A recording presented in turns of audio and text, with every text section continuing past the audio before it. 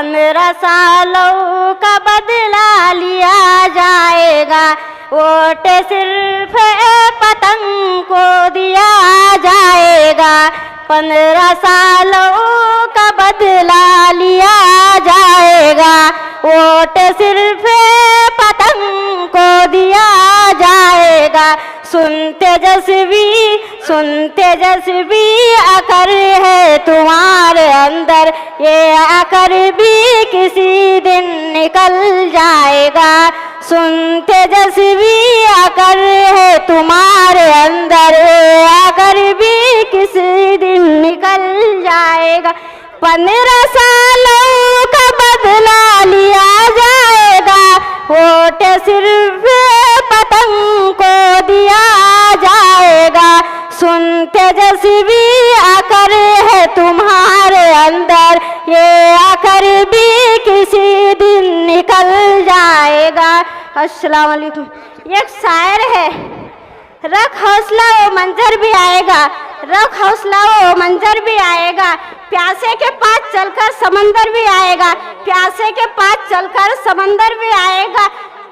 थककर ना बैठे एमएलए तौसीफ आलम साहब, थककर ना बैठे एमएलए तौसीफ आलम साहब। कुर्सी भी मिलेगी और कुर्सी में बैठने का मजा भी आएगा।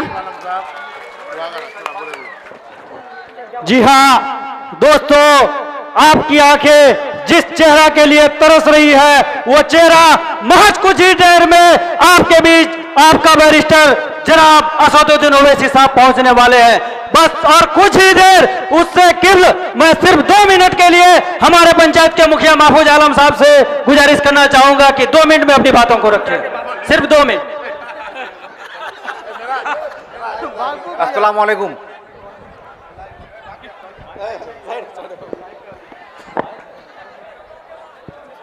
चलिए भाई, हम लोग 3 बार नहीं 4 बार विधायक जी को वोट दिए हैं, एक बार और सही, क्योंकि कहिए क्या है, इस बार विधायक जी से बहुत काम लेना है, क्योंकि हमेशा वो कांग्रेस में रहा और कांग्रेस का तो आप लोग जानती हैं हाल, कभी इस पार कभी उस पार, काम तो होता कुछ नहीं है। इसलिए भाई हम लोग का पार्टी AIM मुस्लिम पार्टी भी बोल रहे हैं हम लोग, लेकिन पार्टी भी अच्छा है, अपना नेता अपना पार्टी सब अपना है, तो इसलिए काम भी अच्छा होगा। और मेरे यहाँ का एक पुल है जो 4 टर्म से सब वादा करके गए हैं, MP साहब भी वादा किए, लेकिन इस बार विधायक जी बोले हैं जीतने के बाद पहला काम मेरा ये पुल होगा आपके आगे में जो है, तो इसलिए इस बार जम के वोट दीजिए तौसीफ आलम साहब को AIM में। जिंदाबाद। बहुत खूब। जो भी भाई हेलीपैड के पास है, भाई जनाब बैरिस्टर असदुद्दीन ओवैसी साहब 4 चक्का से आ रहे हैं, इसलिए वहां रह के आपको कोई फायदा नहीं, हेलीकॉप्टर नहीं आएगी, वो गाड़ी से आ रहे हैं आपके बीच जनाब बैरिस्टर असदुद्दीन ओवैसी साहब। मैं बिना देरी करते हुए मैं मुखिया जमील साहब को मैं आवाज दूंगा कि चाचा आप आए और अपने बातों को 2 मिनट में रखे। मुखिया जमील साहब।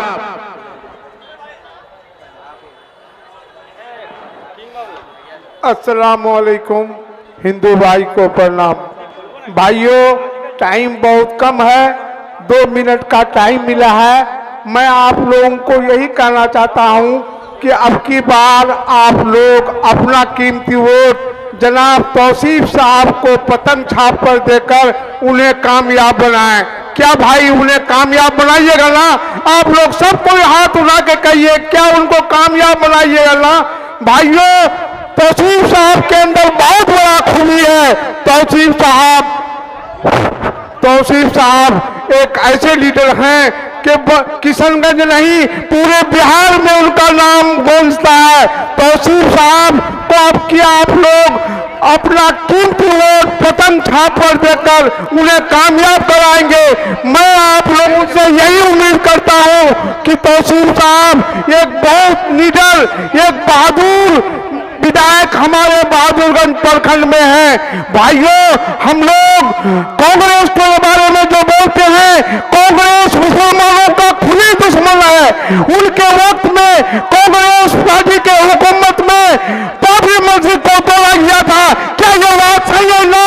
कांग्रेस के वक्त में बाबरी मस्जिद को तोड़ा गया था। मैं आप लोगों से यही कहना चाहता हूं कि हम सब मुसलमान भाई एकजुट होकर हमारे नेता बैरिस्टर असदुद्दीन ओवैसी को अपना लीडर मानता हुआ जनाब तौसीफ साहब को अपना कीमती वोट देकर उन्हें कामयाब बनावे, यही मेरा कहना है। अस्सलाम वालेकुम।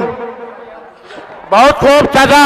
अब आपके बीच AIM का प्रखंड अध्यक्ष जनाब तौसीफ साहब को मैं दावत दूंगा कि बड़े भाई आप आए और अपने बातों को रखिए। पूर्व प्रखंड अध्यक्ष जनाब तौसीफ भाई, जो पूर्व प्रखंड AIM के जनाब तौसीफ भाई को दावत है। एक बार जोरदार ताली बजाइए भाई हमारे बीच। अकेले चला था जानिबे मंजिल बगर, लोग आते गए और कारवां बनता गया। बंगाली चौक के ऐतिहासिक हेलीकॉप्टर मैदान में तशरीफ फरमा हम सबके हरदिल अजीज, झुझारू बेबाक, निडर बेखौफ AIM प्रत्याशी पूर्व विधायक मेरे मिता तौसीफ आलम साहब और इस सभा में आए हुए हैदराबाद, झारखंड, बंगाल, यूपी, देश के विभिन्न राज्यों से और किशनगंज के अलग अलग कोरों से, बहादुरगंज प्रखंड के विभिन्न पंचायतों और गांव से आए हुए मजलिस के दीवानों, मजलिस के चाहने वालों, आप सबको मेरा अस्सलाम वालेकुम। दोस्तों, जैसा कि आप सब जान ही रहे हैं कि जब से 2014 के बाद मोदी की हुकूमत बनी तो आए दिन कहीं हमें टोपी देखकर तो कहीं हमारे दाढ़ियों को देखकर हमारी मॉब लिंचिंग हो रही थी। हमारी बच्चियों के हिजाब को खींचा जा रहा था, कहीं पहलू खान तो कहीं तबरेज अंसारी, तो न जाने कितनी मौतें हमारी सिर्फ इसलिए हो रही थी कि हम एक मुसलमान थे। अल्हम्दुलिल्लाह जब से असदुद्दीन ओवैसी साहब सदन के अंदर अब आपकी और हमारी आवाज बुलंद करने का काम किया है तो फिर किसी के माई के लाल के अंदर हिम्मत नहीं होती है कि हमारे बाप के ऊपर टेढ़ी आंख दिखा सके। मैं आज आपको इस भरी मंच से कह देना चाहता हूं कि मजलिस के जो हमारे प्रत्याशी तौसीफ आलम साहब हैं, मुझे पूरा यकीन है और आप सबकी जो मोहब्बत है, मैं पिछले कई दिनों से टेरागंज और बहादुरगंज के अलग अलग हिस्सों में जो घूम रहा हूं तो लोगों की जो दीवानगी, लोगों की जो मोहब्बत मैं मस्जिद के प्रति देख रहा हूं, मुझे विश्वास है कि अगली बार बहादुरगंज के लोगों ने 85,000 वोट देने का काम किया था, इस बार इंशाअल्लाह हम लोग 1 लाख पार करेंगे। दोस्तों,